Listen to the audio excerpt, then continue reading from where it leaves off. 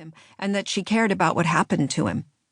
I listened to her and couldn't help thinking she'd made a mistake. She had to be talking about someone else, because my father wasn't the sort of man people cared about.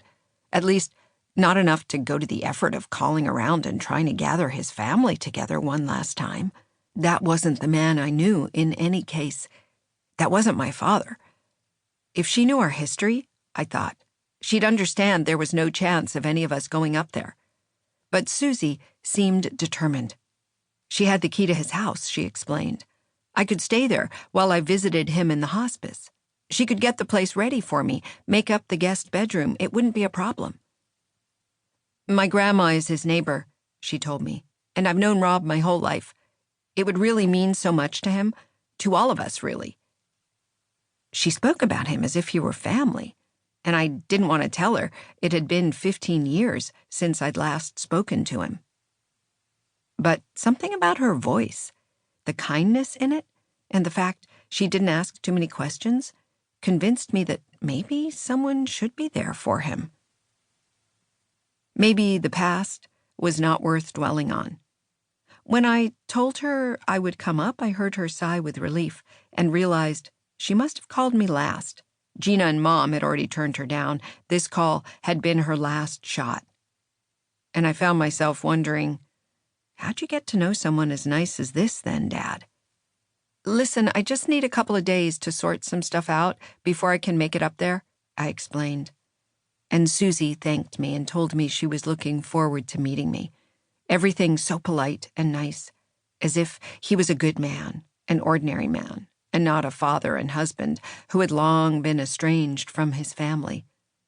It was only when I put the phone down that it hit me, the crazy coincidence of it. Rob, of all people, coming through for me when I needed it most. How ironic. Will didn't react when I told him I'd found a new place to live, and I wondered if he'd practiced containing his relief beforehand, making sure to stay expressionless, not realizing it was this very reticence that gave him away. A silent hallelujah, but a rejoicing for all that. I'll be out of here in a day or two if that's okay. It was. You need any help? He asked. I can help you move with your stuff if you want. So casual, as if I was just a friend who had stayed over for the weekend and not someone who'd shared a home with him for more than 5 years. This was how far we had deteriorated. Thanks. It's okay, I told him. I'm heading pretty far, so what I can't fit in the car, I'll need to leave behind. Is that okay? Yeah, sure. Where are you headed then? And I counted the distance in my mind, all the miles from San Francisco to Newcastle, and wondered if it was far enough. North, I told him, and left it at that. Newcastle. I had needed to look for it online after I'd spoken to Susie. I'd forgotten the precise location.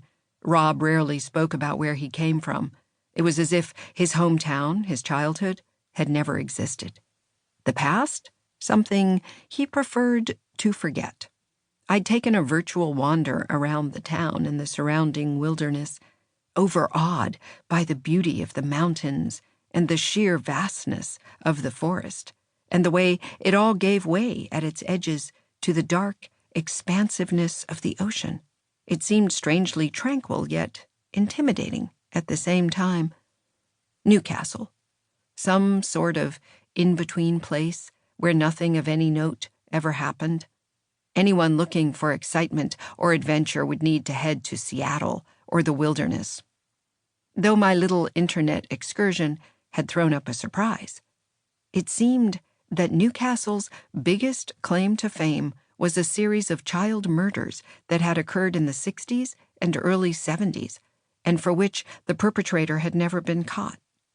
Unsolved crimes that still had the power to intrigue the internet in 2018. It made me think that my dad did belong there after all. He contained those same dichotomies.